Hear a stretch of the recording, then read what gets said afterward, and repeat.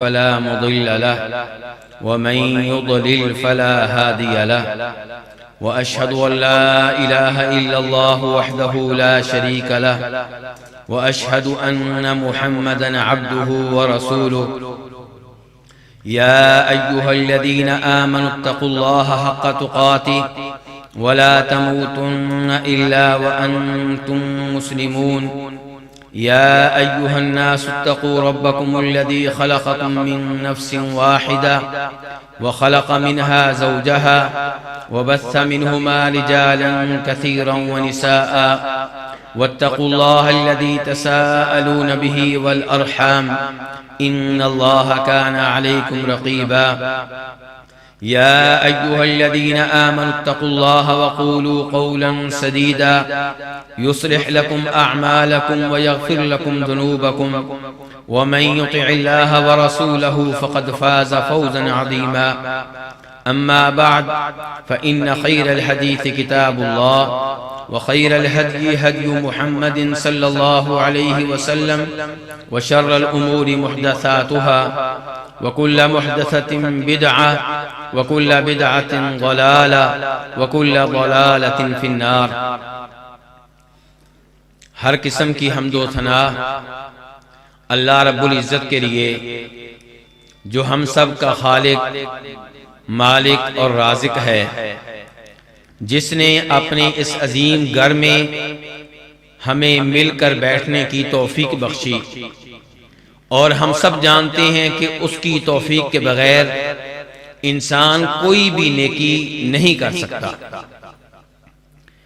कसरत से दुरूद व सलाम हो इमामुल अंबिया जनाब मुहम्मद रसूलुल्लाह सल्लल्लाहु अलैहि वसल्लम की ज़ात अक़दस पे, जिनकी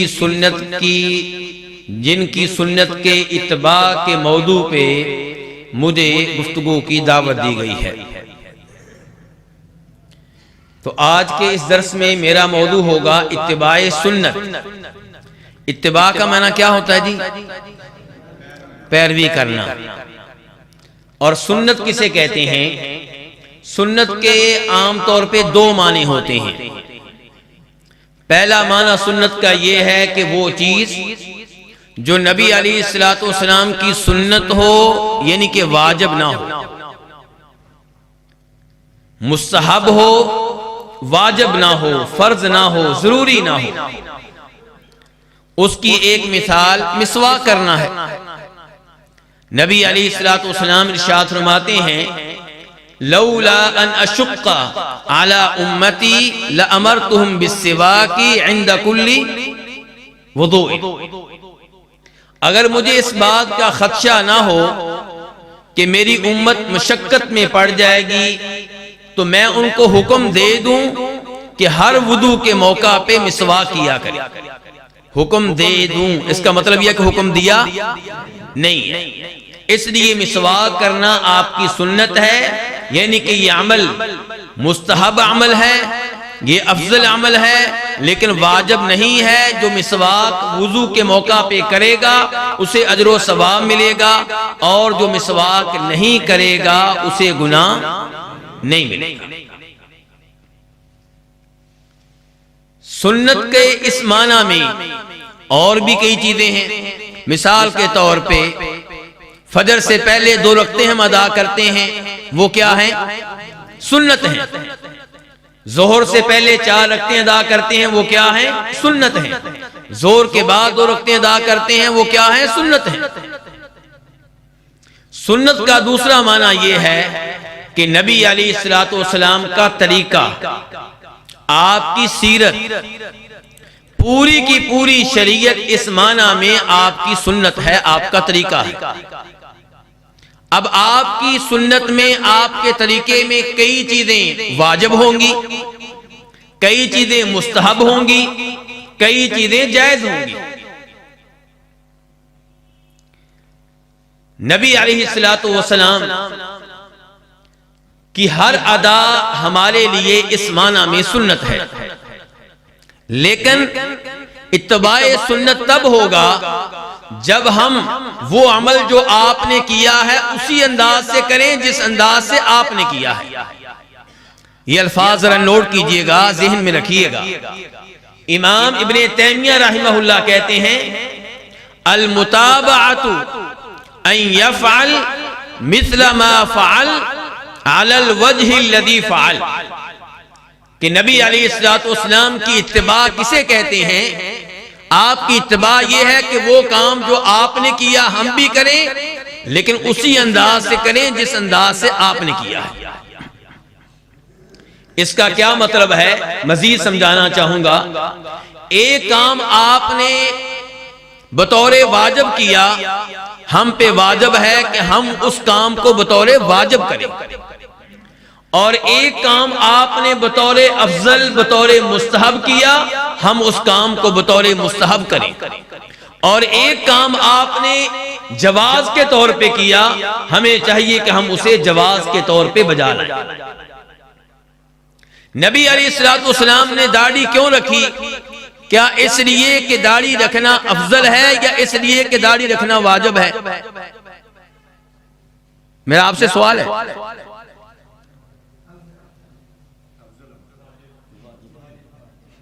इख्तलाफ हो गया उलमा इकराम में, एक ही मस्जिद के नमाजियों में इख्तलाफ हो गया। तो दाढ़ी आपकी सुन्नत है या दाढ़ी रखना वाजिब है? वो भाई बताएं जिनकी दाढ़ी नहीं, उनसे पूछते हैं, बताएं भाई फिर क्या हुआ? जी क्या है जी? सुन्नत है। और मेरे भाई जिनकी दाढ़ी नहीं है, बताएं क्या है ये दाढ़ी रखना?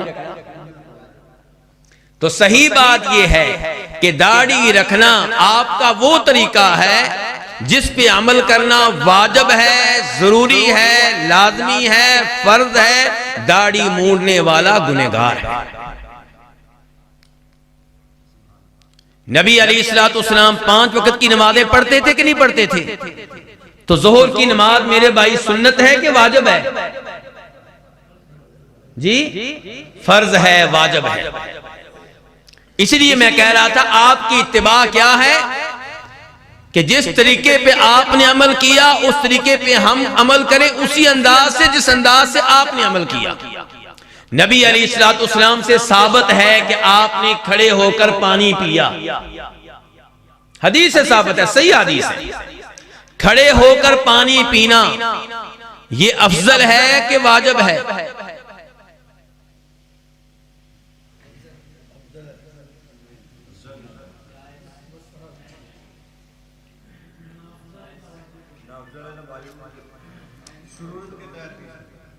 यानी कि जायज है।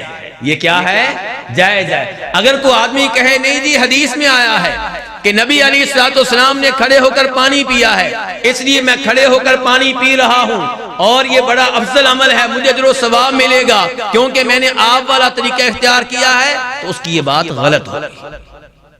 इत्तिबा किसे कहते हैं? फिर मैं दोहरा रहा हूं अपने अल्फाज। इत्तिबा किसे कहते हैं कि हम वो काम करें जो नबी अलैहिस्सलातु वस्सलाम ने किया है, लेकिन उसी अंदाज से करें जिस अंदाज से आपने किया। जो काम आपने इसलिए किया कि वो जायज है, हम उसको सुन्नत समझकर करेंगे तो गलत हो जाएगा। नबी अलैहिस्सलातु वस्सलाम ने, मेरे भाई आपकी तवज्जो चाहता हूं, नबी अलैहिस्सलातु वस्सलाम ने अंगूठी पहनी, चांदी की अंगूठी। चांदी की अंगूठी पहनना वाजिब है या मुस्तहब है?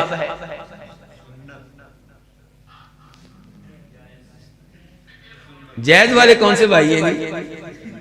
किधर हैं? कोई बात नहीं, कौन है? हाथ तो खड़ा करें जी, हाथ खड़ा करें, इसमें कौन सी बात है? हो सकता है आपका मौकफ ठीक हो सकता है मुझे आपसे इख्तिलाफ हो, लेकिन बात तो आप करें। भाई ने जो बात की है बिल्कुल सही की है।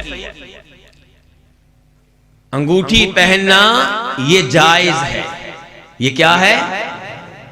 सुन्नत क्यों नहीं है? आमतौर पे तो हमारे मुआशरे में ये मशहूर है कि ये सुन्नत है। आज वो और मैं कह रहे हैं जायज है। क्यों जी? क्योंकि आप वो अहादीस पढ़कर देखें जिन अहादीस में आता है कि नबी अलैहिस्सलातु वस्सलाम ने अंगूठी पहनी। क्यों पहनी थी? कोई भाई जवाब देगा क्यों पहनी थी आपने? वजह क्या थी? किसी भाई को इल्म है? अंगूठी पहनने का पस मंजर क्या था? जी आप लेटर लिख रहे हैं रूमियों के बादशाह को, ईरान के बादशाह किसरा को, हबशा के बादशाह नजाशी को, तो सहाबा इकराम ने अर्ज की रदी अल्लाह तआला अन्हुम कि अल्लाह के रसूल अलैहिस्सलातु वस्सलाम आपका लेटर उस वक्त तक वो नहीं लेंगे जब तक कि आपकी इसके ऊपर मोहर नहीं लगी होगी। मोहर के तौर पे आपने अंगूठी बनवाई थी। तो इससे क्या पता चला कि जिसको अंगूठी पहनने की जरूरत है पहन ले, जायज है, गुनाह नहीं है। इस सब के बावजूद अगर कोई आदमी अंगूठी इसलिए पहनता है कि नबी अलैहिस्सलाम ने पहनी थी, उसे इस मोहब्बत का सवाब मिलेगा।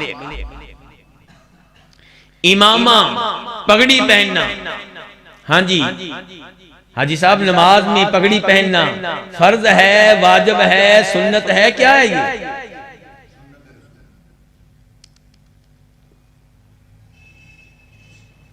नबी अलैहिस्सलाम ने इमामा पहना, पगड़ी पहनी, भाई कह रहे हैं इसलिए सुन्नत है। नबी अलैहिस्सलाम दो चादरें आमतौर पे पहनते थे। दो चादरें पहनना क्या होगा? वो भी सुन्नत है। चलिए मजीद आगे चलते हैं। आप अरबी जुबान बोलते थे, अरबी बोलना क्या होगा?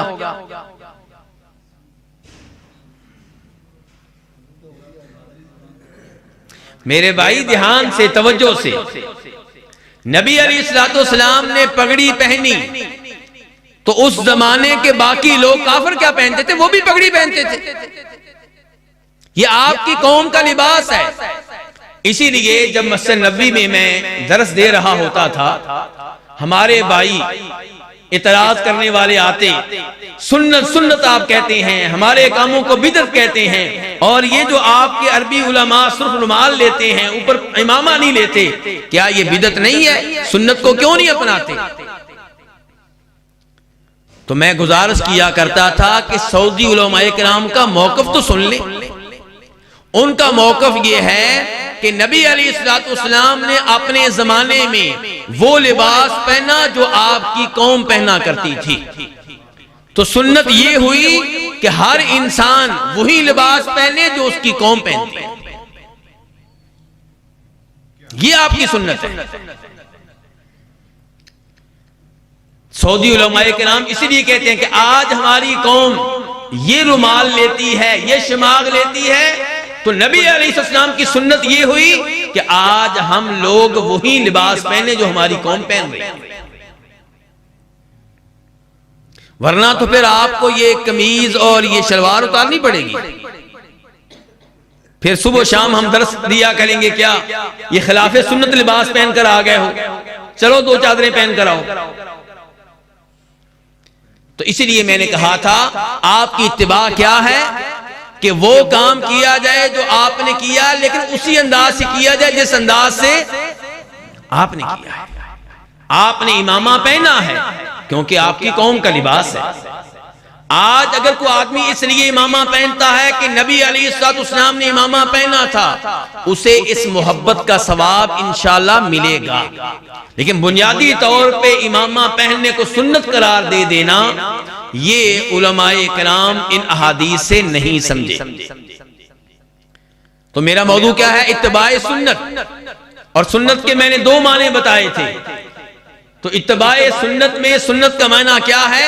नबी अलैहिस्सलाम का तरीका, आपका तर्ज अमल, और जो काम आपने इसलिए किया कि वाजिब है, हम इसलिए करेंगे कि वो वाजिब है, और जो काम आपने इसलिए किया कि वो मुस्तहब है, वो अफजल है, हम इसलिए करेंगे कि मुस्तहब और अफजल है, और जो काम आपने इसलिए किया कि वो जायज है, हम वो काम इसलिए करेंगे कि वो जायज है। इमाम इब्ने अबी शैबा अपनी किताब अल मुसन्नफ में रवायत करते हैं जनाब उमर फारूक रज़ी अल्लाह तआला अन्हु से। किस सहाबी के नाम लिया भाईजान? मैं इनसे सवाल कर रहा हूं, किसी और से नहीं। जी भाईजान, किस सहाबी के नाम लिया मैंने? यार बैठे मेरे लिए हैं और देख आप उनको रही, मैं आपको देखता हूं, आप उनको देखते हैं, मजा नहीं आएगा ऐसे। जनाब उमर फारूक रज़ी अल्लाह तआला अन्हु मक्का मदीना के माबैन सफर कर रहे हैं। एक जगह रुके, और देखा कुछ लोग एक दूसरी जगह भाग कर जा रहे हैं, जल्दी जल्दी जा रहे हैं। जनाबे अमीरुल मुमिनीन उमर फारूक रदी अल्लाह तआला सवाल करते हैं कि ये लोग यहाँ पे क्यों जा रहे हैं? जवाब आता है कि ये वहां पे नमाज पढ़ने जा रहे हैं जहां पे नबी अलैहिस्सलातु वस्सलाम ने नमाज पढ़ी थी। सुभान अल्लाह की बातें आई हैं ना, आई है ना जी बातें, कि जहां पे आपने नमाज पढ़ी थी वहीं पे नमाज पढ़ने जा रहे हैं। तो बातें क्या आई हैं? सुभान अल्लाह। आइए देखते हैं उमर फारूक ने भी सुभान अल्लाह कहा था कि नहीं कहा था? कहा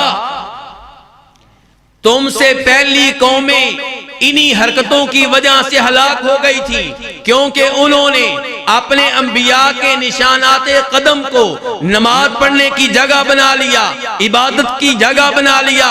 इस हरकत की वजह से, इस गुलूफ की वजह से वो कौमें हलाक हो गई थी। जहां पे नबी अलैहिस्सलातु वस्सलाम ने नमाज अदा की, वहां पे तुम्हारी नमाज का टाइम हो जाए तुम भी अदा कर लो, लेकिन स्पेशली वहां पे जाके नमाज पढ़ना ये नबी अलैहिस्सलातु वस्सलाम का तरीका नहीं।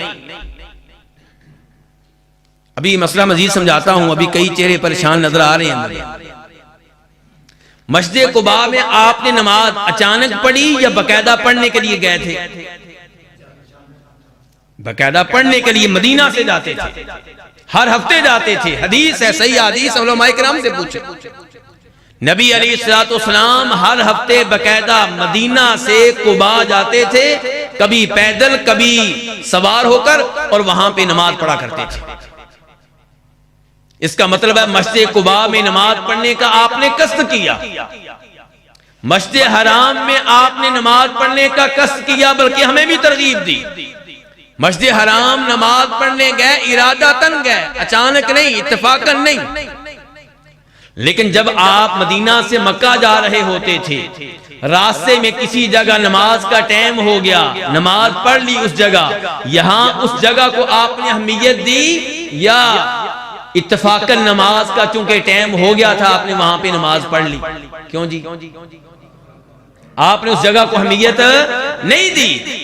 आज अगर हम उस जगह को अहमियत देंगे, जैसे मस्जिद हराम को अहमियत दी जाती है, जैसे मस्जिद कुबा को अहमियत दी जाती है, जैसे मस्जिद नबवी को अहमियत दी जाती है, तो ये नबी अलैहिस्सलाम की इत्तिबा नहीं होगी, क्योंकि आपने वहां पे नमाज पढ़ी है इत्तेफाकन और हम वहां पे नमाज पढ़ने जा रहे हैं कसदन। फर्क हो गया। फर्क हुआ कि नहीं हुआ? फर्क हुआ। तो मेरा मौजू क्या है फिर? इत्तिबाए सुन्नत। नबी अलैहिस्सलातु वस्सलाम के तरीके को अपनाना है उसी अंदाज से जिस अंदाज से वो तरीका आपने इख्तियार किया। इत्तिबाए सुन्नत के तकादे क्या है मेरे भाइयों? इत्तिबाए सुन्नत के फवायद क्या हैं?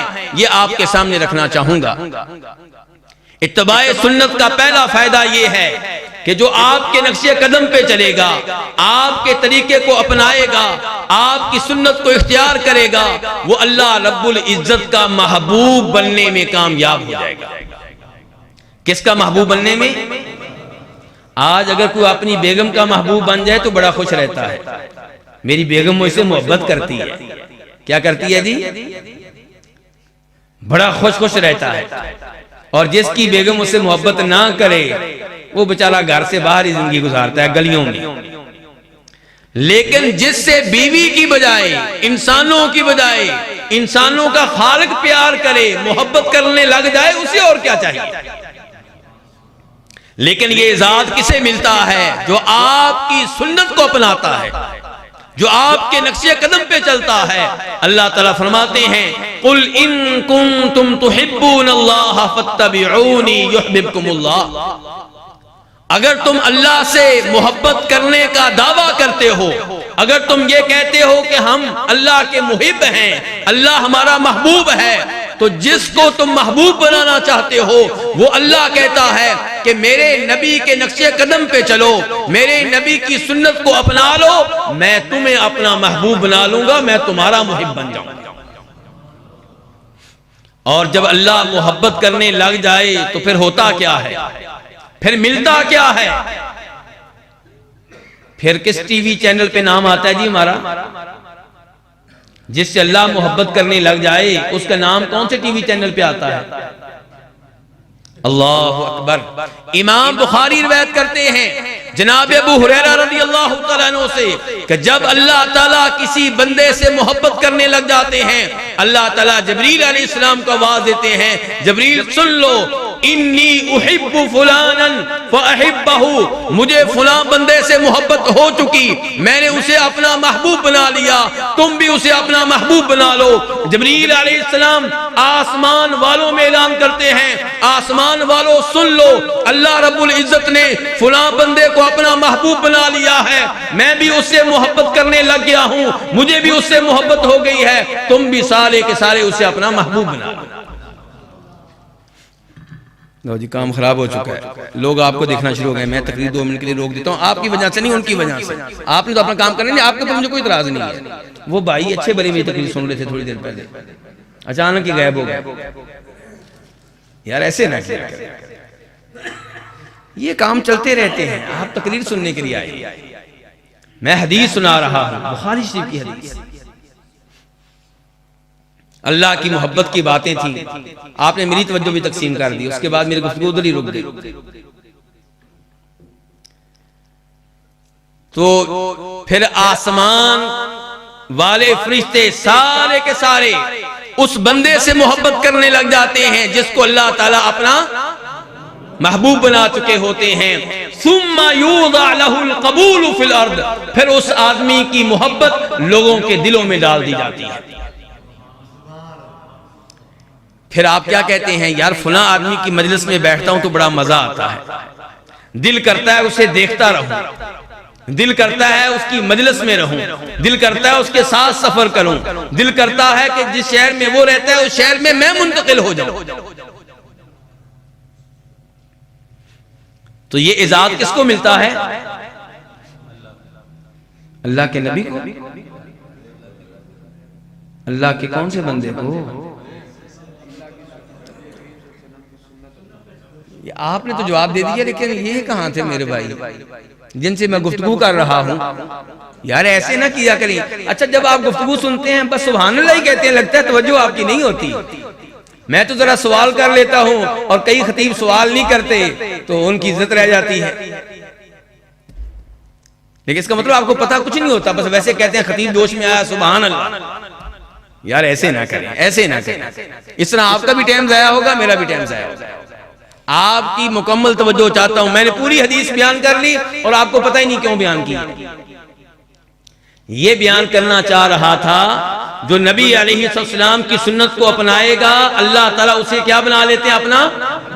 और जिसको अल्लाह ताला अपना महबूब बना ले उससे आसमान के फरिश्ते भी मोहब्बत करते हैं और उसकी मोहब्बत अल्लाह ताला लोगों के दिलों में भी डाल देते हैं। इतना बड़ा एजाज उसको मिलता है जो आपकी सुन्नत को अपना ले। ये मामूली एजाज है, बहुत बड़ा एजाज है।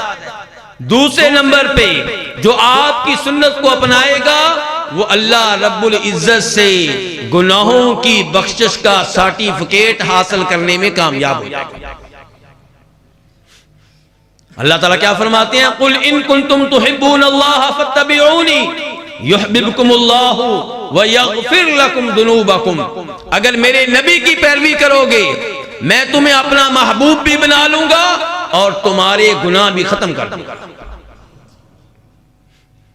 गुनाह खत्म हो जाएं तो बहुत सारी मुसीबतें टल जाती हैं, क्योंकि मेरे और आपके ऊपर जो भी मुसीबत आती है क्यों आती है? गुनाहों की वजह से आती है। अब आप मेरे साथ हैं। अल्लाह ताला क्या फरमाते हैं? वमा असाबकुम मिन मुसीबतिन फबिमा कसबत ऐदीकुम व यअफू अन कसीर। तुम्हारे ऊपर जो भी मुसीबत आती है किसी को मुलामत करने की जरूरत नहीं है, अपने आप को मुलामत कीजिए, तुम्हारे गुनाहों की वजह से आती है। और अल्लाह किसी किसी गुनाह पे पकड़ते हैं और मुसीबत भेजते हैं, आजमाइश में मुब्तला करते हैं और आम तौर पे अल्लाह ताला मुआफ कर देते हैं।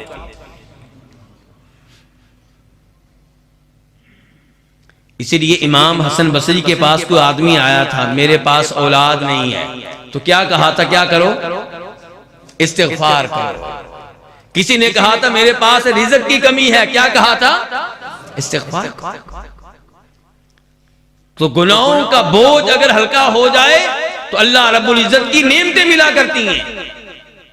नबी अलैहिस्सलाम की सुन्नत को अपनाने का तीसरा फायदा यह है, अल्लाह ताला फरमाते हैं कुरान हकीम में, कुल या अय्युहन्नासु इन्नी रसूलुल्लाहि इलैकुम जमीअन अल्लज़ी लहू मुल्कुस समावाति वल अर्द ला इलाहा इल्ला हु युहयी व युमीत फआमिनू बिल्लाहि व रसूलिहिन नबिय्यिल उम्मी अन्नबिय्यिल अल्लज़ी युमिनु बिल्लाहि व कलिमातिही वत्तबिऊहु लअल्लकुम तहतदून। कि ऐ नबी अलैहिस्सलाम, आप इन लोगों को बता दें, साफ साफ इनसे कह दें कि मैं तुम सब की तरफ अल्लाह का रसूल बनकर आया हूं, अल्लाह का नुमाइंदा बनकर आया हूं। किस अल्लाह का?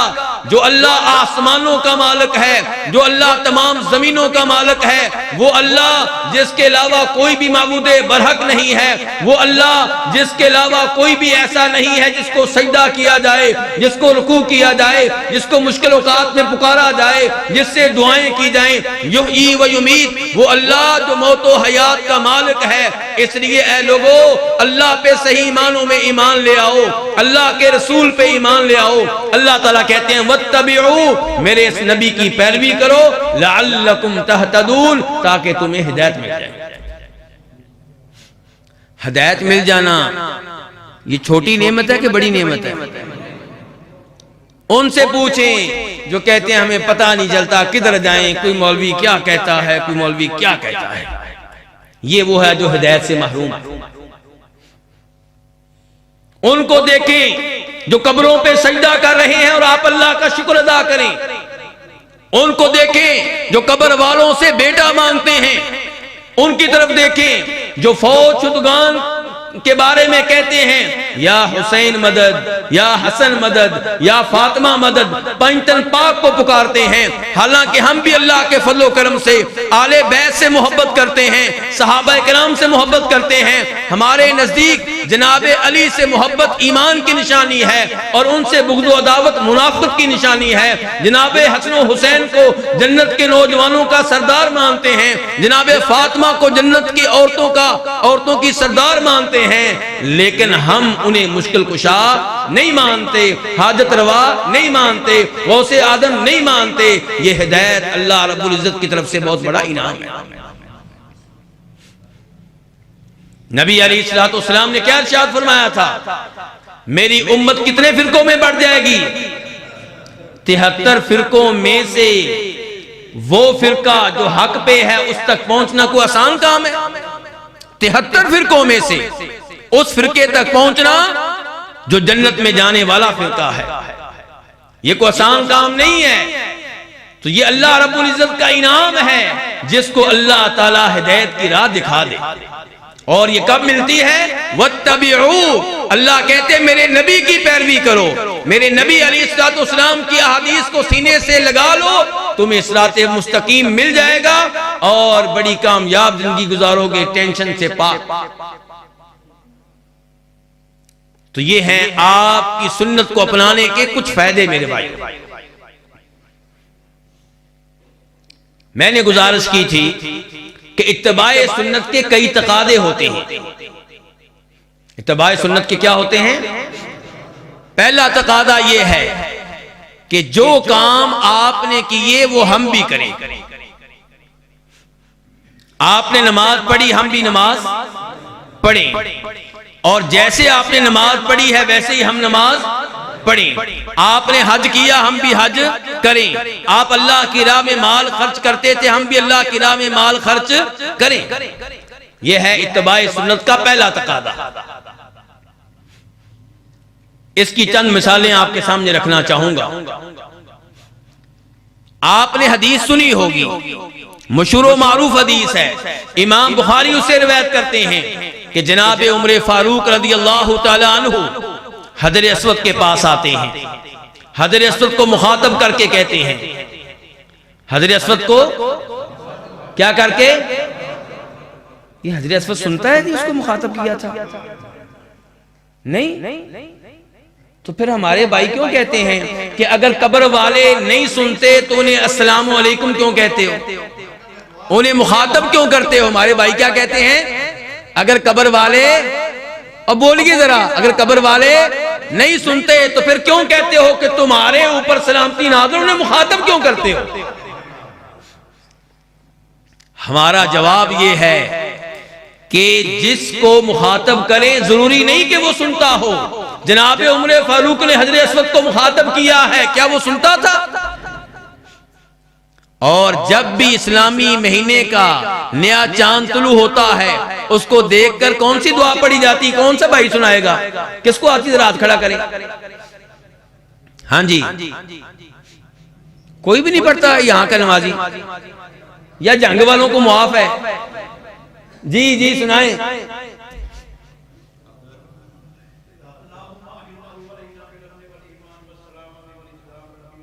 रब्बी व रब्बुकल्लाह। लो जी हाजी साहब क्या कहते हैं कि नबी अलैहिस्सलाम ने दुआ सिखाई थी कि चांद को देख के कहना है, जब इस्लामी महीने का, हाजी साहब, इस्लामी महीने का नया चांद तुलू हो, उसको देख के कहना है, ऐ अल्लाह इसको हमारे ऊपर तुलू फरमा अमन के साथ, ईमान के साथ। और आखिर में ये अल्फाज हैं कि ऐ चांद तेरा रब्बी अल्लाह, मेरा रब्बी अल्लाह। ये चांद सुनता है जी, फिर मुखातब क्यों करते हैं? और कोई अकीदा ठीक हुआ कि नहीं हुआ? कुरान ने वादे अकीदा दे दिया कि वमा अंत बिमुस्मिन मन फिल कुबूर, कि जो भी कब्रों में हैं उन्हें आप अपनी आवाज नहीं सुना सकते। कुरान ने कह दिया इन्नका ला तुस्मिल मौता, फौत शुदगान को आप अपनी आवाज नहीं सुना सकते। और ये भाई कहते हैं कुरान के वादे आयतों को छोड़ के कहते हैं, अच्छा फिर उनको मुखातब क्यों करते हैं? क्यों कहते हैं अस्सलामु अलैकुम अहलुल कबूर, ए कब्र वालों तुम्हारे ऊपर सलामती नाजिल हो? मेरे भाई हम उनके लिए दुआ करते हैं, और दुआ करने का यहाँ पे यही अंदाज है जो नबी अलैहिस्सलाम ने सिखाया है। और भी कई दलाइल हैं, लेकिन अपने असल मौजू की तरफ चलते हैं। असल मौजू क्या था जी हमारा? इत्तबाए सुन्नत। उसके बाद मैं क्या बयान कर रहा था? जब मैं अकीदे की तरफ निकल गया, क्या बयान कर रहा था? अल्लाह आपको जज़ाए खैर दें, अल्लाह आपको जज़ाए खैर दें। जनाब उमर फारूक हजरत अस्वद को मुखातब करके कह रहे हैं कि मैं अल्लाह की कसम उठा के कहता हूं, मुझे इस बात का मुकम्मल यकीन है अन्नका हजरुन ला तदुर्रु वला तनफा, तू एक ऐसा पत्थर है कि तू नफा और नुकसान का मालिक नहीं है। सवाल पैदा होता है, अगर हजरत अस्वद नफा और नुकसान का मालिक नहीं है तो ए उमर आप इसको बोसा क्यों दे रहे हैं? कहा अगर मैंने नबी अलैहिस्सलाम को तुझे बोसा देते हुए देखा ना होता, मैंने तुझे बोसा नहीं देना था। अकीदे का तकादा यह है कि बेजान पत्थर को बोसा ना दिया जाए, लेकिन उमर फारूक क्यों बोसा दे रहे हैं? क्योंकि यह है इत्तबाए सुन्नत, यह है इत्तबाए सुन्नत। हजरत अस्वद को बोसा इसलिए नहीं दिया कि नफा नुकसान का मालिक है। और आज हमारे इस मस्जिद के भी कई नमाजी, मैं पहले से बता दूं, मुझे पता है क्योंकि वहां मैं देखता रहा हूं, इस मस्जिद के भी कई नमाजी जब उम्रे पे जाते हैं हजरत अस्वद को हाथ लगा के चेहरे पे लगाते हैं। क्यों जी? चेहरे के दाने जो है ना वो खत्म हो जाएंगे, बीमारियां खत्म हो जाएंगी। ये अकीदा आपका, आप तौहीद वाले, आपका भी यही अकीदा। उमर फारूक ने इसी अकीदे की इस्लाह करते हुए कहा था, वो जहां दीदा आदमी थे, वो जानते थे मुस्तकबिल में क्या होने वाला है, खतरात को बांप रहे थे, इसीलिए कहा था। वरना उस जमाने में कोई मुशरिक नहीं था, लेकिन ये पैगाम हम तक पहुंचाना चाहते थे कि हजरत अस्वद को इसलिए बोसा नहीं देते कि नफा और नुकसान का मालिक है, हाजत रवा है, बल्कि सिर्फ इसलिए कि अल्लाह के रसूल अलैहिस्सलाम ने उसे बोसा दिया है। और यहीं से हमें एक और पैगाम भी दे दिया, क्या? कि बेजान चीजों को बोसा तब दिया जाएगा जब अल्लाह के रसूल ने दिया हो। इसका मतलब यह है कि पाकिस्तान के पत्थर और पाकिस्तान की कब्रों पे लगी हुई संगे मरमर की टाइलें, जिनको अल्लाह के रसूल ने बोसा नहीं दिया, उनको हम बोसा नहीं देंगे। तो मौजू क्या है जी साहब हमारा? इत्तिबाए सुन्नत। जनाब उमर फारूक का अकीदा ये कह रहा है कि बोसा ना दिया जाए, लेकिन दिया है, ये सुन्नत पे अमल का तकाजा है। तवाफ कौन कौन से भाई कर चुके हैं, जरा हाथ खड़ा करें। जो काबा शरीफ का तवाफ कर चुके हैं, जरा हाथ खड़ा करें ना ऊंचा। अल्लाह ताला आपको हम सबको बार बार वहां पे तवाफ की तौफीक बख्शे और हमारे उन भाइयों को भी जो अभी तक इस सादत से महरूम है। जनाब उमर फारूक बैतुल्लाह का तवाफ करने के लिए तशरीफ लाते हैं। तवाफ करते करते कहते हैं कि आज हम रमल क्यों कर रहे हैं। रमल किसे कहते हैं? हाँ जी, कौन बताएगा रमल किसे कहते हैं? जो तवाफ कर चुके हैं, रमल किसे कहते हैं? मेरी जुबान से कहे ना, सिर्फ इशारे ना करें। अल्लाह आपको ज़ाय खैर दे। वो कहते हैं कि जब मक्का में दाखिल होके आप पहली बार तवाफ करेंगे, उम्रे का पहला तवाफ, हज का पहला तवाफ, तो उस तवाफ में तवाफ के 7 चक्रों में से पहले बोले यार, पहले 3 चक्कर तेज तेज कदम उठाना, पहलवानों की तरह चलना, इसका नाम क्या है? रमल। और इस रमल का आगाज क्यों हुआ था? क्योंकि नबी अलैहिस्सलाम की जब मक्का वालों से सुलह हो गई और आप 1400 साल आप कई एक सहाबा इकराम के साथ उम्रा करने के लिए मक्का तशरीफ लाए, तो मक्का वालों में ये बात मशहूर की जा चुकी थी कि वो लोग जिन्होंने मक्का छोड़ा, मुसलमान होके मदीना चले गए, मदीना के बुखार ने उन्हें बड़ा कमजोर कर दिया है। और मुसलमानों के बारे में यह मशहूर हो जाना कि मुसलमान कमजोर हो चुके हैं, जंगी हिकमत अमली के लिहाज से क्या था? नुकसानदेह था। आपका दुश्मन हमेशा यह समझे कि आप क्या हैं? ताकतवर हैं। दुश्मन को अपनी कमजोरी कभी भी मालूम न होने दें। इसलिए आप अलैहिस्सलाम ने सहाबा इकराम को हुक्म दिया कि हजरे अस्वद से लेकर रुकने यमानी तक तुम लोगों ने पहले 3 चक्रों में तेज तेज चलना है, और रुकने यमानी से लेकर हजरे अस्वद तक काबा की ये जानब इधर काफिर मौजूद नहीं है, यहां तुम आराम आराम से चल सकते हो, कोई मसला नहीं। जनाब उमर फारूक के जमाने में मक्का में कितने काफिर रहते थे? हाँ जी, नहीं रहते थे। तो फिर रमल क्यों? और रमल का तो मकसद था काफिरों के ऊपर रोब तारी करना, उनके सामने अपनी कुव्वत का इजहार करना। जनाब उमर फारूक जब तवाफ के लिए आए, फरमाते हैं अब काफिर मौजूद नहीं है, आज हम रमल क्यों कर रहे हैं? रमल की हिकमत बाकी नहीं रही, रमल का फलसफा खत्म हो चुका। फिर खुद ही कहते हैं शैउन सनअहु अन्नबी सल्लल्लाहु अलैहि वसल्लम मा नुहिब्बु अन नतरुकहु, जो अमल हमारे महबूब अलैहिस्सलाम ने किया उसे तर्क करना गवारा नहीं है। इसे क्या कहते हैं? इत्तिबाए सुन्नत। अकल माने ना माने, मसलक माने ना माने, बरादरी माने ना माने, नमाज में रफुल यदैन करना है, क्योंकि नबी अलैहिस्सलाम की क्या है? सुन्नत। इसे कहते हैं इत्तिबाए सुन्नत। और आपने क्या कहा था? नमाज पढ़ो अपने अपने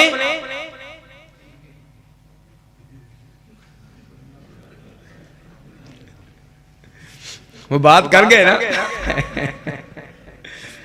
आपने कहा था सल्लू कमा रअयतुमूनी उसल्ली, नमाज वैसे पढ़नी है जैसे मुझे नमाज पढ़ते हुए देखा है।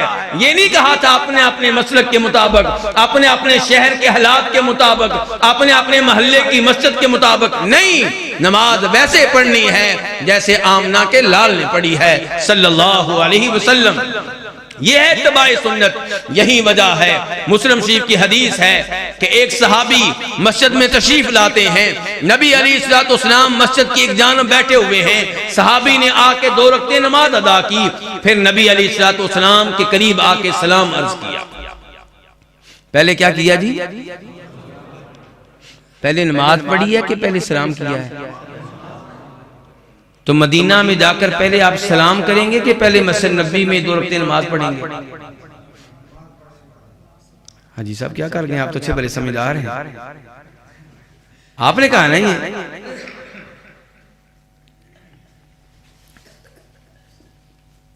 मादरत जुकाम की वजह से।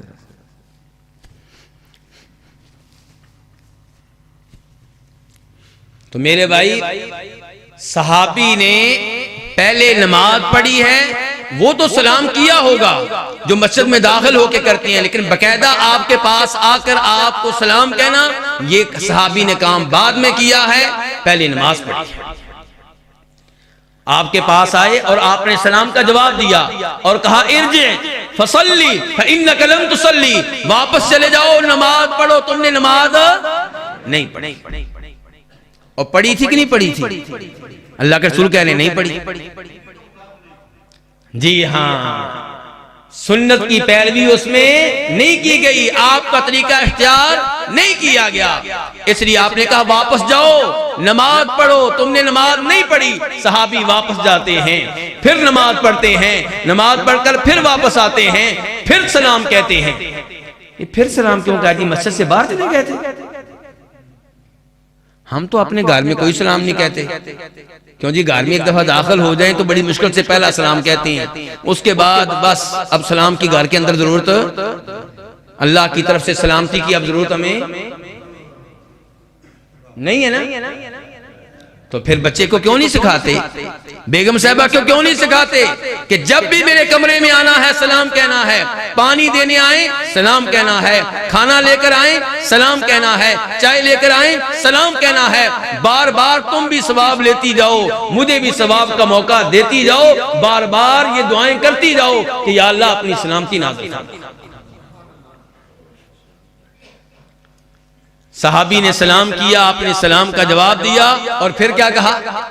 इर्जे फसल्ली फइन्नका लम तुसल्ली, वापस चले जाओ, नमाज पढ़ो, तुमने नमाज नहीं पढ़ी।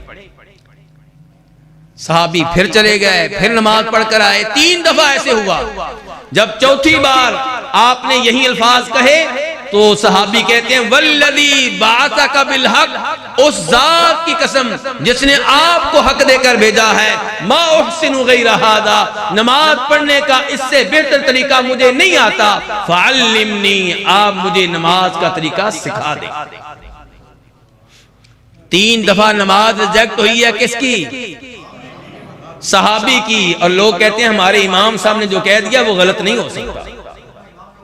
यहां पे नमाज किसकी रिजेक्ट हो गई है?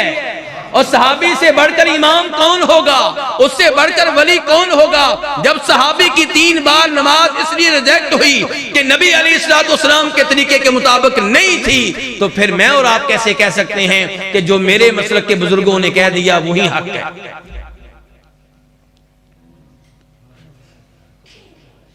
अच्छा, यहां पे छोटी सी एक और बात भी कि ये सहाबी ने कसम उठाई है, कहां बैठ के उठाई है? अल्लाह के रसूल के सामने बैठकर। तो कसम तो ये उठानी चाहिए थी ना, आपके सर की कसम, आपके नालेन की कसम, आपकी जुल्फों की कसम, आपके चेहरे की कसम, आपकी कमली की कसम, लेकिन मुखातब आपको किया है। कसम आपकी नहीं उठाई, आपके रब की उठाई। और आज लोग रब की कसम कम उठाते हैं, आमतौर पे आपके नालैन की कसम उठाई जा रही है, आपकी कमली की कसम उठाई जा रही है। मेरे भाइयों, ये आपकी सुन्नत से इराद है, ये इत्तबाए सुन्नत नहीं है, बल्कि अल इराद अन सुन्ना है। ये आपकी सुन्नत से इराद है, मुंह मोड़ना है, आपका ये तरीका नहीं है। नबी अलैहिस्सलाम फरमाते हैं खुदू अन्नी मनासिकाकुम, मुझसे हज का तरीका सीख लो। हज भी करना है, लेकिन वैसे करना है जैसे किसने सिखाया? नबी अलैहिस्सलाम ने सिखाया। हमारे अहबाब हज पे जाते हैं और वहां पे भी आपका तरीका कुछ उमूर में अपनाने की बजाय अपने अपने मसलक का तरीका अपनाते हैं। नबी अलैहिस्सलाम ने मैदान अरफात में 2 नमाजों को, ज़ोहर असर को जमा किया था। 1 अजान 2 इकामत के साथ 2-2 रकते ज़ोहर असर की पढ़ाई थी। हमारे भाई इस हदीस पे अमल नहीं करते, इस सुन्नत पे अमल नहीं करते और फिर बहाने करते हैं क्योंकि अल्लाह के रसूल ने ऐसा इसलिए किया था कि आप तो मुसाफिर थे, आप तो मदीना से आए थे और हम तो 19 दिन से मक्का में रह रहे हैं। मेरे भाई, हदीस है अबू दाऊद शरीफ की, हदीस है मुस्लिम शरीफ की। नबी अलैहिस्सलाम के वो सहाबी कहते हैं जिनकी रहस मक्का में थी कि हमने आपके पीछे हज के दौरान मिना में नमाजें पढ़ी, कसर नमाजें पढ़ी। मेरे भाई, इत्तबाए सुन्नत में खैर है।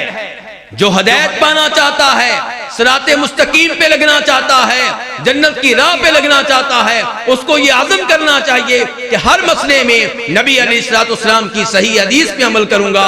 जब आपकी सही हदीस मिल जाए फिर दाएं बाएं नहीं देखूंगा। नबी अलैहिस्सलाम की सुन्नत की पैरवी का तकादा यह है कि जब आपकी हदीस आ जाए फिर इंसान अपनी अकल की तरफ ना देखे, अपनी राय की तरफ ना देखे, अपने बुजुर्गों की तरफ ना देखे, अपने मसलक की तरफ ना देखे। एक नमूना आपके सामने रखना चाहूंगा। जनाब अब्दुल्लाह बिन उमर रज़ी अल्लाह ताला, अल्लाह उनसे भी राजी हो, उनके तवज्जो नहीं है, तवज्जो होती जवाब आपने सही देना है, तवज्जो नहीं।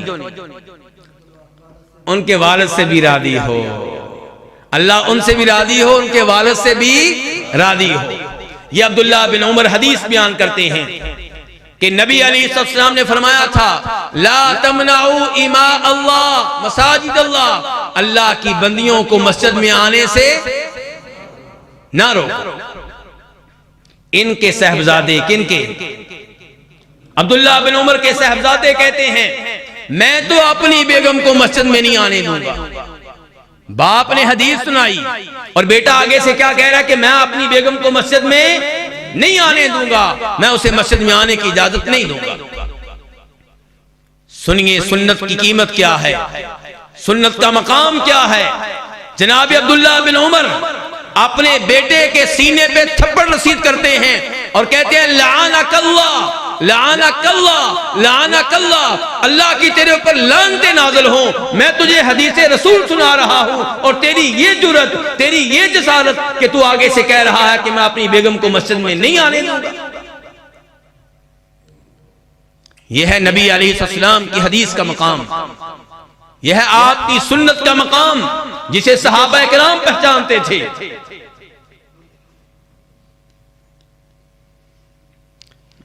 मुझे कितना वक्त देना जी, मैं उसके मुताबिक चलूं, मुझे अभी से बता दें जी। नहीं, मुझे पता चले, मैं उसके मुताबिक चलूंगा बस। यार मैंने आपसे तो नहीं पूछा, मैंने इधर से पूछा, आपने तो बस उड़ के चले जाना है। इमाम इब्ने माजा वगैरह रवायत करते हैं कि जनाब अमीर मुआविया के उस जमाने में, जबकि वो शाम के गवर्नर हुआ करते थे। कहां के गवर्नर? अच्छा, उन्हें शाम का गवर्नर बनाने वाला कौन था? सबसे पहले जनाब उमर फारूक ने बनाया था, जनाब उस्मान ने बरकरार रखा। इससे पता चलता है कि जनाब अमीर मुआविया में ऐसी कायदाना सलाहियतें थीं जिन्हें जनाब उमर फारूक ने पढ़ लिया था। ऐसे नहीं गवर्नर बना दिया था। और शाम का इलाका उस जमाने में वो इलाका था जिसके करीब उस जमाने का अमेरिका था, जिसके करीब उस जमाने का क्या था? क्या वो कौन? रूम। शाम के इर्द गिर्द रूमियों की हुकूमत हुआ करती थी। फिर शाम तो मुसलमानों के पास आ गया, लेकिन दाएं बाएं अभी तक रूम बैठा हुआ था। तो जनाब अमीर मुआविया, उनकी ड्यूटी लगी है कि रूमियों से जिहाद जारी रखना है, और वो जिहाद का आलम उठाए हुए हैं, अल्लाह की राह में लड़ रहे हैं। उनकी क़ियादत में उबादा बिन सामित रज़ी अल्लाह तआला भी जिहाद कर रहे हैं। किस सहाबी का नाम लिया है? इनका नाम इस मस्जिद में मशहूर व मारूफ है कि कौन सी हदीस के लिहाज से? सूरह फातिहा के लिहाज से। किसने जवाब दिया है? माशाअल्लाह, अल्लाह आपके इल्म में इजाफा फरमाए। उबादा बिन सामित ये भी जिहाद कर रहे हैं जनाब अमीर मुआविया की क़ियादत में। एक जगह फतह मिली, बहुत सा माल इनके हाथ में आया, तो वहां पे सहाबा किराम आपस में बै करने लगे। क्या कर रहे हैं? सोने चांदी के सिक्के देकर सोने चांदी की डलियां खरीद रहे हैं। सोने चांदी के सिक्के देकर क्या खरीद रहे हैं? सोने चांदी की डलियां। तो जनाब अब्दुल उबादा बिन सामित कहने लगे, या अय्युहन्नास इन्नकुम ताकुलून रिबा, लोगों ये क्या कर रहे हो, सूद खा रहे हो। क्यों जी, इसमें सूद वाली कौन सी बात है, कौन सा भाई बताएगा, इसमें सूद वाली कौन सी बात है जी। तो फिर क्या हो गया, इसमें गलती क्या है। ये वो सूद है जो आप जैसे हाजी नमाजी भी खाते हैं, आप जैसे हाजी नमाजी दाढ़ी वाले हज करने वाले भी खाते हैं। ये सूद की वो किस्म है, ये जीनस के बदले जीनस। अल्लाह आपको जज़ाए खैर दें। जनाब उबादा बिन सामित ने उस मौका पे कहा था कि नबी अलैहिस्सलाम का फरमान है, आपने कानून दिया है, एक उसूल दिया है कि सोने की जब सोने के साथ बै होगी, दोनों जानब से सोना एक मिकदार का होना चाहिए। एक तोला सोना देकर एक तोला लेंगे, चाहे नया हो चाहे एक दूसरी जानब से पुराना हो। समझ मसला। और एक हाथ से देंगे एक हाथ से लेंगे, इसमें उधार की इजाजत। और जंग की अक्सर शादियां कैसे होती हैं, सुनारे से कहते हैं मेरी बेटी की शादी है, इतना जेवर बना दो, और जब गंदम की फसल उठाएंगे तब आपको कीमत। जायज है? बिल्कुल जायज नहीं, बिल्कुल जायज नहीं है, ये सूद है। सोने की बै जब होगी, एक हाथ से दे एक हाथ से ले, और जितना सोना देंगे उतना ही लेंगे, चाहे इधर पुराना हो उधर नया हो। अगर आप समझते हैं कि आपका पुराना है उसका नया है तो कैसे बराबर हो सकते हैं, तो उसका हल मौजूद है। क्या करें आप अपना पुराना सोना बेचें, पैसे ले लें, उसके बाद उसी आदमी से या किसी और आदमी से नया सोना खरीद लें। लेकिन सोना 4 ग्राम देकर 3.5 ग्राम वापस लेना ये दुरुस्त नहीं है, ये जायज नहीं है। यही काम वहां पे हो रहा था। सोने चांदी के सिक्के का वजन कितना होता है सबको पता था, लेकिन सोने की डलियां, चांदी की डलियां, इनका वजन मालूम नहीं था। और ये क्या है, ये सूद है।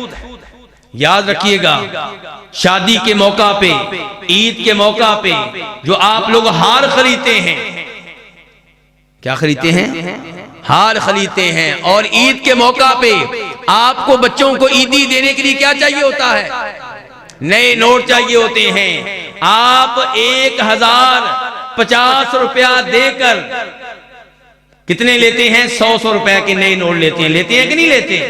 ये जो 50 रुपया आपने ऊपर दिया, ये क्या है, ये सूद है। ये क्या है, ये सूद है। यही बात उबादा बिन सामित वादे कर रहे हैं, कह रहे हैं कि लोगों तुम सूद खा रहे हो। मेरे भाई तवज्जो से जनाब अमीर मुआविया आगे से फरमाते हैं कि अबुल वलीद इसमें सूद वाली कौन सी बात है, मेरे ख्याल में ये सूद नहीं है। सूद तब होगा जब एक जानब से उधार हो। यहाँ पे तो एक हाथ से दे रहे हैं एक हाथ से ले रहे हैं, इसमें सूद वाली कोई बात नहीं है मेरी राय के मुताबिक। ये कौन कह रहे हैं, जनाब अमीर मुआविया। और उबादा बिन सामित ने क्या चीज सुनाई थी, हदीस सुनाई थी। अल्लाह आपका भला करे। उन्होंने हदीस पेश की थी। जनाब अमीर मुआविया हदीस के मुकाबले में ये कह बैठे, बशर थे, इंसान थे, कि मेरी राय में ये सूद नहीं है। उबादा बिन सामित ने फिर क्या कहा था, अल्लाह अकबर, जानते हैं?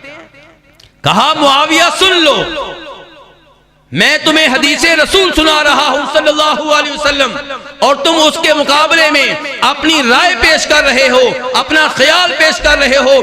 अल्लाह की कसम, जब जिहाद से वापस जाएंगे शाम में मैं नहीं रहूंगा, क्योंकि वहां पे तुम गवर्नर हो, क्योंकि तुमने ये जुर्म किया है, हदीस के मुकाबले में अपनी राय पेश की है। मैं उस इलाके में नहीं रह सकता जहां पे आपकी हुकूमत हो। चुनाचे उबादा बिन सामित जब जिहाद से वापस पलटे, शाम को छोड़ के मदीना आ गए।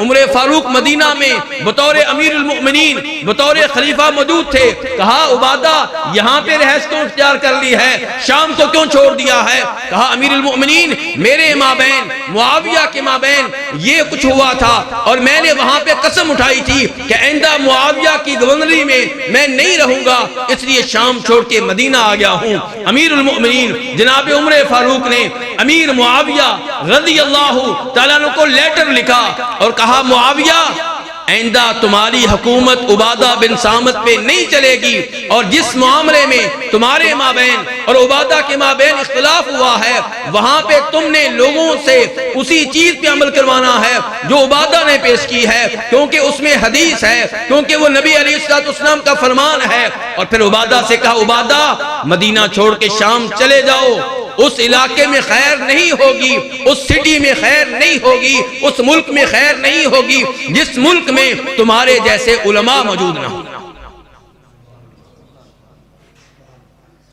सुभान अल्लाह तो आपने कह दिया, लेकिन अब मेरा सवाल ये होगा कि मैंने ये हदीस ये वाक़या बयान क्यों किया है? सूद के मुताल्लिक़, क्योंकि आज मेरा मौजू क्या है?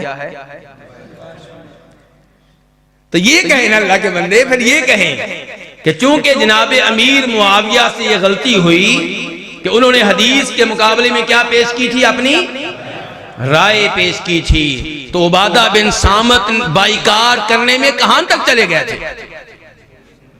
कहा मैं उस इलाके में नहीं रहूंगा जिस इलाके में आपकी हुकूमत होगी। यह है नबी अलैहिस्सलाम की हदीस का मकाम, यह है सुन्नत का मकाम, यह है इत्तिबाए सुन्नत के तकादे। मेरे भाइयों, इत्तिबाए सुन्नत का एक तकादा यह है कि नबी अलैहिस्सलाम के तरीक़े कार पे इक्तफा किया जाए और दीन में कोई नई चीज दाखिल ना की जाए। नमाज पढ़ने से पहले नियत करना जायज है कि जायज नहीं है?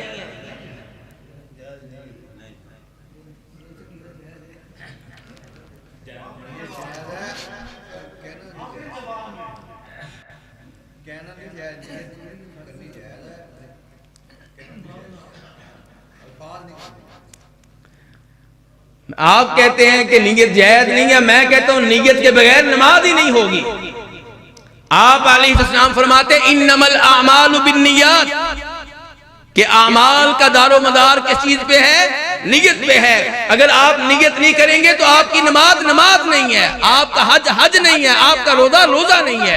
लेकिन नीयत के अल्फाज जुबान से अदा करना, क्या ये नबी अलैहिस्सलाम से साबित है? ये साबित।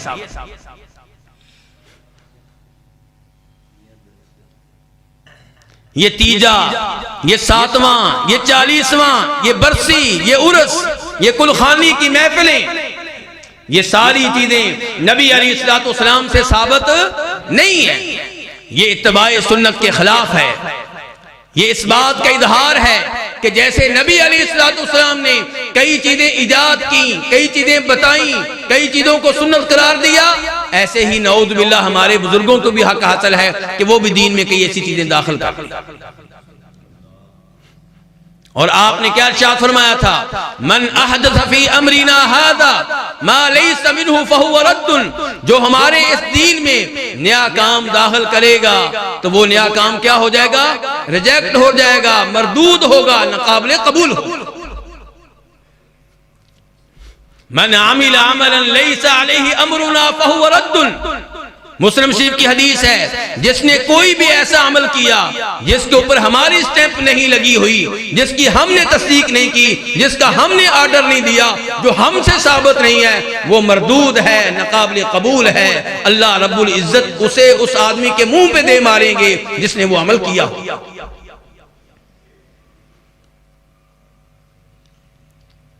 सहाबा इकराम रिज़वानुल्लाहि अलैहिम अजमाइन इत्तिबाए सुन्नत का ये तकादा अच्छी तरह समझते थे। आइए उनके चंद नमूने आपके सामने रखता हूं। इमाम दारमी रवायत करते हैं और जो रवायत बयान करने लगा हूं उसे शेख अलबानी रहमहुल्लाह अपने सिलसिला सहीहा में लेकर आए हैं।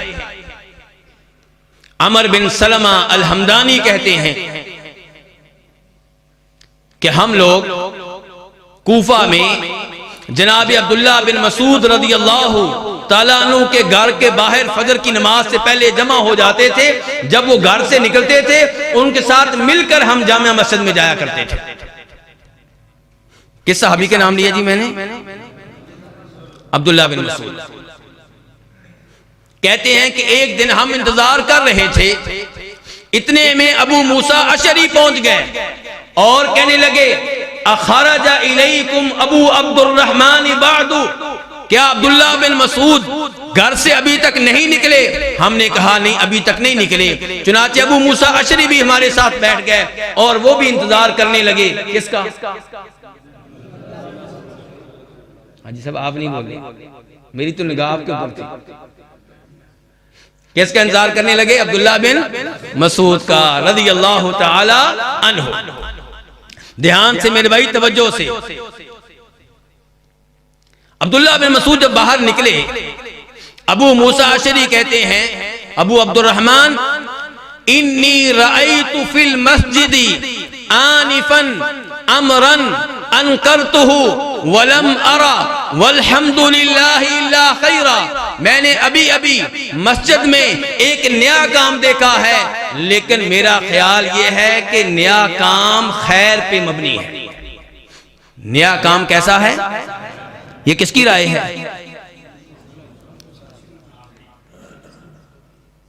अबू मूसा अशरी रज़ी अल्लाह ताला अन्हु। और अबू अब्दुर्रहमान कौन है? अबू अब्दुर्रहमान कौन है वैसे? अब्दुल्ला बिन मसूद। ध्यान से, वरना कोई मसला ना बन जाए। ऐसा ना हो कि आप उसको कुछ और समझते रहें और इसको कुछ और समझते रहें, वो भाई फिर वो फूल नगर वाला मामला ना हो जाए कहीं। तो ध्यान से, अब्दुल्ला बिन मसूद कौन है? अबू अब्दुर्रहमान है। तो अब्दुल्ला बिन मसूद से अबू मूसा अशरी कह रहे हैं कि मैंने मस्जिद में एक नया काम देखा है, लेकिन मेरी राय यह है कि वो खैर का काम है। वो फरमाने लगे फमा हुआ, क्या काम देखा है? कहा मैंने देखा है कि लोग नमाज के इंतजार में बैठे हुए हैं, दायरे बनाए हुए हैं, ग्रुप बनाए हुए हैं, हल्के कायम किए हुए हैं। हर हल्के का एक अमीर है और उनसे इज्तिमाई तौर पे जिक्र करवा रहा है। अमीर कहता है पहले आदमी से कब्बिरू मिया, 100 दफा अल्लाह अकबर कहो। वो 100 दफा अल्लाह अकबर कहता है। फिर वो अमीर दूसरे से कहता है, फिर तीसरे से कहता है, फिर चौथे से कहता है, फिर उसके बाद वो कहता है हल्लिलू मिया, 100 दफा ला इलाहा इल्लल्लाह कहा जाए। फिर वो कहता है सब्बिहू मिया, 100 दफा सुभान अल्लाह कहा जाए। इस अंदाज से बड़ी अजीम मजलिसें कायम व दायम। क्या हो रहा है जी अल्लाह का? तो क्या करना चाहिए? शाबाश देनी चाहिए ना ऐसे लोगों को। अल्लाह का जिक्र करें। अजी साहब क्या हो गया? ला इलाहा इल्लल्लाह सुभान अल्लाह अल्हम्दुलिल्लाह। कुरान खानी में हमारे भाई कुरान ही पढ़ते हैं, आप इतराज शुरू कर देते हैं। लो जी, कहते हैं साबित नहीं है। क्या सुभान अल्लाह कहना साबित नहीं है जी? ईद मिलादुन नबी सल्लल्लाहु अलैहि वसल्लम हमारे भाई मनाते हैं, नबी अलैहिस्सलाम से मोहब्बत का इजहार करते हैं, उसमें इतराज वाली कौन सी बात है? तो सुनते जाइए अब्दुल्ला इब्न मसूद और अबू मूसा अशरी इस मामले में क्या कर रहे हैं। रिपोर्ट किसने पेश की कूफा वालों की? अबू मूसा अशरी ने। अल्लाह आपको जाए खैर दे। मेरे भाई तो बस देखना शुरू हो जाते हैं कि नए आलम दीन कौन से आए हैं, पुराने से लगता है तंग आ चुके हैं। तो बहरहाल अबू मूसा अशरी ने रिपोर्ट पेश की, अब्दुल्ला बिन मसूद के सामने रिपोर्ट रखी है। और अब्दुल्ला बिन मसूद कहते हैं आगे से कि जब तुमने ये काम देखा तो आपने उन लोगों से क्या कहा? अबू मूसा अशरी कहते हैं अबू अब्दुर्रहमान मैंने उनसे कुछ नहीं कहा, मैं इस मामले में आपकी राय का मुंतजिर हूं। आपके इस मामले में क्या फतवा है, आप इस मामले में क्या कहते हैं, इसीलिए तो मैं आपके पास आ गया हूं। अब्दुल्ला बिन मसूद फरमाने लगे आपने उनसे क्यों नहीं कहा कि उद्दू सय्यिआतिकुम, कि तुमने अगर शुमार करने हैं तो सुभान अल्लाह को शुमार ना करो, ला इलाहा इल्लल्लाह को शुमार ना करो, अल्लाहु अकबर को शुमार ना करो। शुमार करने हैं तो अपने गुनाह शुमार करो। तस्बीहें अगर फेरनी हैं तो गुनाहों की तस्बीहें फेरा करो।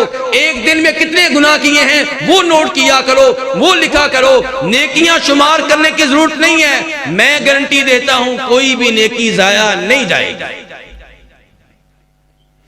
उसके बाद अब्दुल्लाह बिन मसूद मस्जिद में आ गए, उन लोगों के ऊपर आके खड़े हो गए। मेरे भाई ध्यान से, जो आज हमसे ये कहते हैं कि तुम हमारे अमाल को बिदअत क्यों कहते हो, हम तो तिलावत ही करते हैं, तीजा, सातवां, 40वां, उस मौका पे इज्तिमाई तौर पे कुरान पढ़ते हैं, कौन सा गुनाह करते हैं? खाना खाते हैं, ना खाना गुनाह है, ना कुरान पढ़ना गुनाह है। जिनकी ये सोच है वो ध्यान से सुने।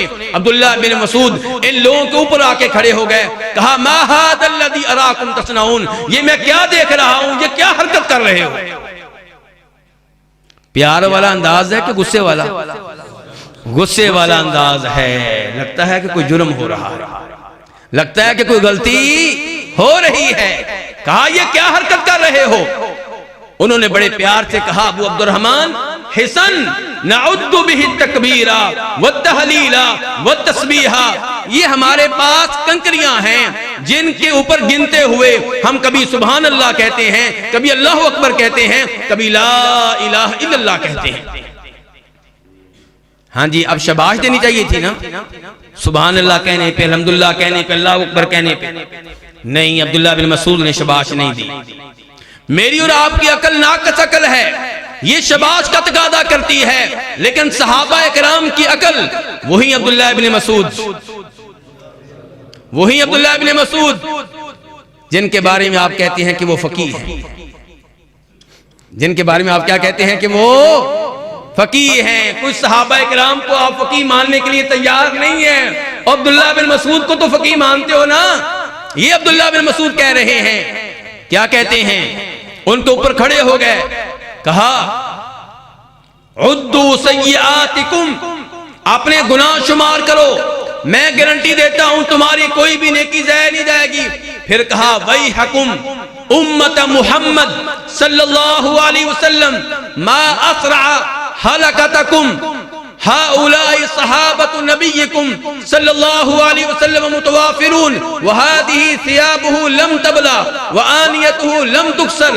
तुम लोगों ने कितनी जल्दी हलाकत का रास्ता अख्तियार कर लिया है। अभी तो नबी अलैहिस्सलाम के शागिर्द आपके सहाबा किराम तुम में कसरत से मौजूद हैं। अभी तो आपका वो लिबास जो आप पहना करते थे वो सीधा नहीं हुआ, अभी तो वो बर्तन जो आप इस्तेमाल किया करते थे टूटे नहीं है।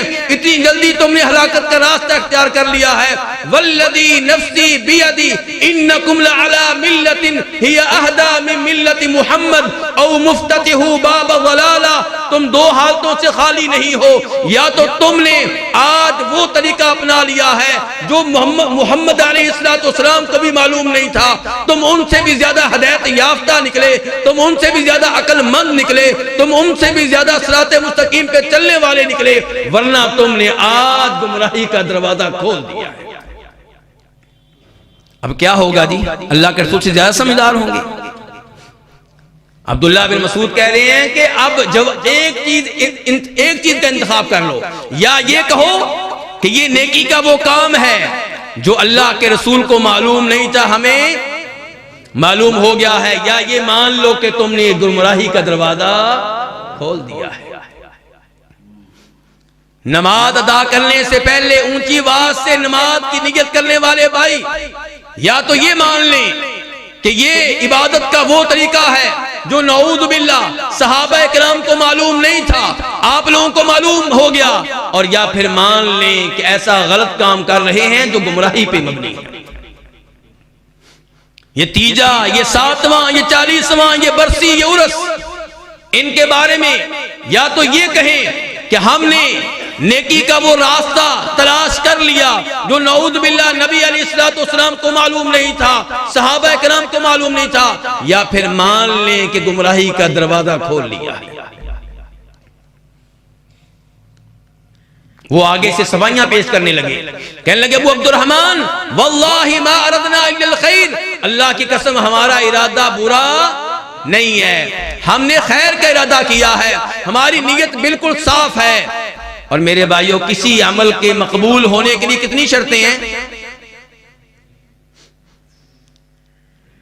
3। कौन कौन सी?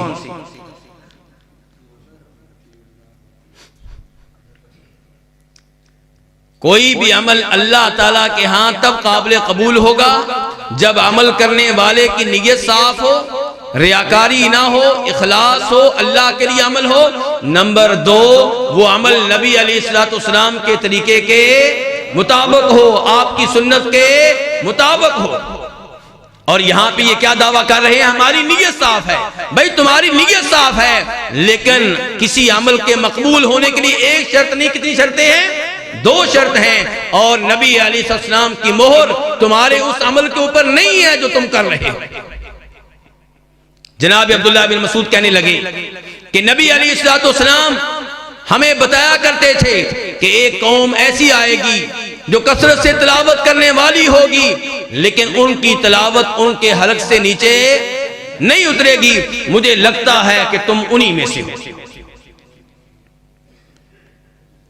और इस वाकया को बयान करने वाले, उनका नाम किसको याद रह गया है? नहीं, आपके आने से पहले बात हो चुकी थी, आप शुक्र नहीं थे। हाँ जी, नहीं, अल्लाह आपको जज़ाए खैर दें। अमर बिन सलमा अल हमदानी, अल्लाह आपको जज़ाए खैर दें। उन्होंने ये वाकया नकल किया है।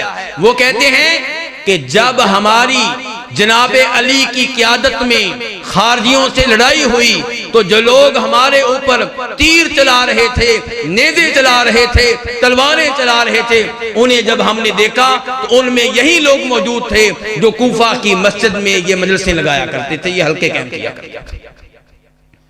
इससे क्या पता चला? जब आप एक बिदत को इख्तियार करेंगे, फिर दूसरी बिदत, फिर तीसरी बिदत, फलम्मा ज़ागू अज़ाग़ल्लाहु क़ुलूबहुम, जब वो टेढ़े हुए तो अल्लाह ने उनके दिलों को टेढ़ा कर दिया। ये है नुकसानात सुन्नत को तर्क करने के। तो मेरे भाइयों, इसलिए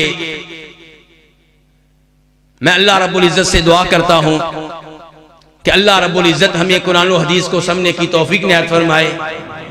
मैं समझ रहा हूँ इस वक्त खतीब की तब्दीली की ज़रूरत इंतज़ामिया महसूस कर रही है। मैं उनके इशारे समझ सकता हूँ, और वो सच्चे हैं। जो टाइम दिया था वो ख़त्म हो चुका है। अल्लाह रब्बुल इज़्ज़त से दुआ करता हूँ कि अल्लाह रब्बुल इज़्ज़त हम सबको सही मानों में सुन्नत को अपनाने की तौफीक इनायत फरमाए। अल्लाह ताला हमें बिदअत से महफूज रहने की तौफीक इनायत फरमाए। ये मौजू बहुत तवील है, इस मौजू पे बहुत कुछ कहा जा सकता है, लेकिन जितना मैंने कह दिया है अल्लाह ताला उस पर अमल करने की तौफीक दे। ये भाई सवाल कर रहे हैं, तो सवाल सुन लो इनका। जी,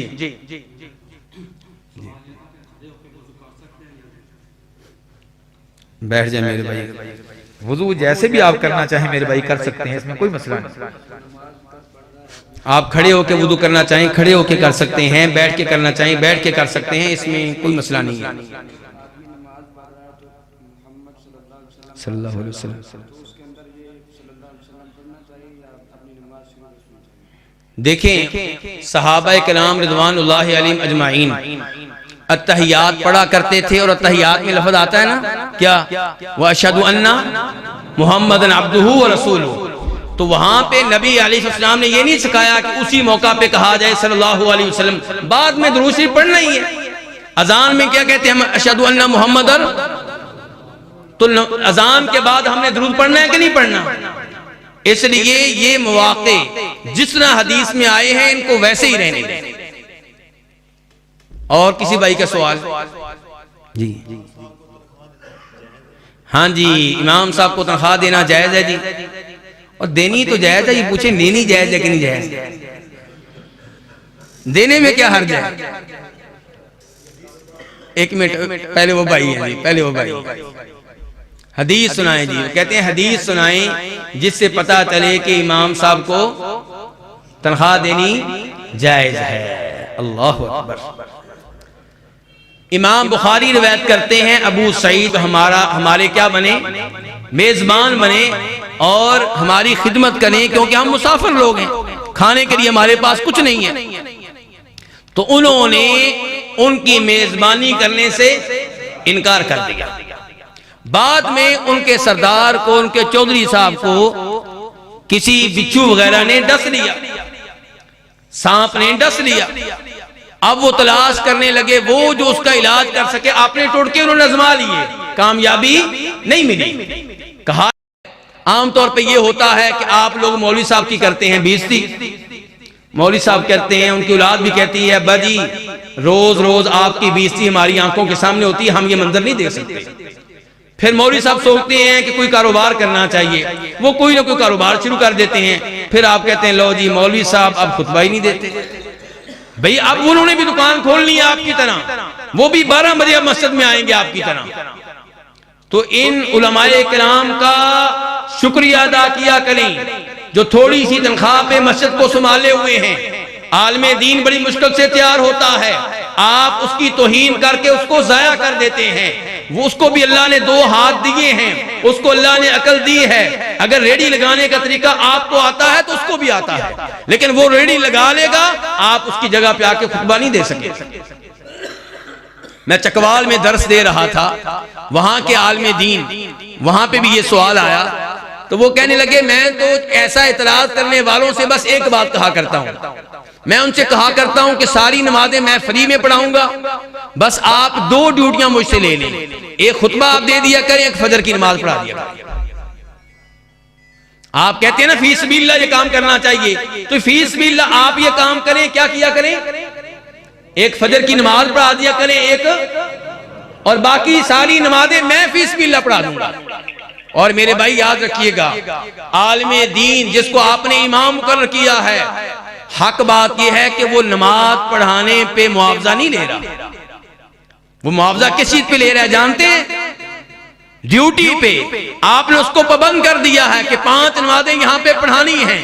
अगर वो आजाद हो तो नमाज तो वो पढ़ेगा, लेकिन एक नमाज यहां पे पढ़ेगा, दूसरी नमाज दूसरे मोहल्ले में उसको कोई काम होगा उधर पढ़ लेगा, तीसरी नमाज किसी और मोहल्ले में उसे कोई काम होगा उधर पढ़ लेगा। लेकिन जब आप उनके लेट आने पे घड़ियां देखते हैं, वो लेट आए तो उनको घूरते हैं, इस घूरने की घड़ियां देखने की वो तनख्वाह लेते हैं। ये जो आपने कहा है ना कि आप 1 महीने में सिर्फ 1 छुट्टी कर सकते हैं, ये पाबंदी लगाई है, इसकी वो तनख्वाह लेता है। नमाज पढ़ाने की वो तनख्वाह नहीं लेता, और सबसे कम तनख्वाह उसकी है। इतनी तनख्वाह तो स्कूल के चपरासी की नहीं होती जितनी मौलवी साहब को आप देते हैं। और फिर भी इतराजा, फिर भी उसकी बेइज्जती, फिर भी उसकी तौहीन। उलमाए किराम की इज्जत किया करें जो सबब हैं आप तक दीन पहुंचाने में। याद रखिए, आप अपने घर में जब उलमाए किराम के खिलाफ बातें करते हैं तो उनकी गीबत करते हैं, उसका नुकसान सबसे पहले आपको होता है, आलमे दीन को बाद में होता है। आपको क्या होता है? आपकी औलाद मस्जिद से मुतनफर हो जाती है, आपकी औलाद दाढ़ी वालों से मुतनफर हो जाती है, क्योंकि रोज बरोज आप मौलवी साहब के खिलाफ बातें करते हैं। आपकी औलाद उलमा से मुतनफर हो जाती है, फिर आप औलाद को मस्जिद में भेजते हैं, वो जाती नहीं है। और फिर मौलवी साहब, अगर आपकी औलाद मौलवी साहब से मोहब्बत करे, मौलवी साहब आपकी औलाद को बताएंगे वालिदैन के हुकूक क्या है, लेकिन आपने अपनी औलाद को मौलवी साहब से मुतनफर कर दिया, मस्जिद से मुतनफर कर दिया। अब उनको कौन बताए कि वालिदैन के हुकूक क्या है?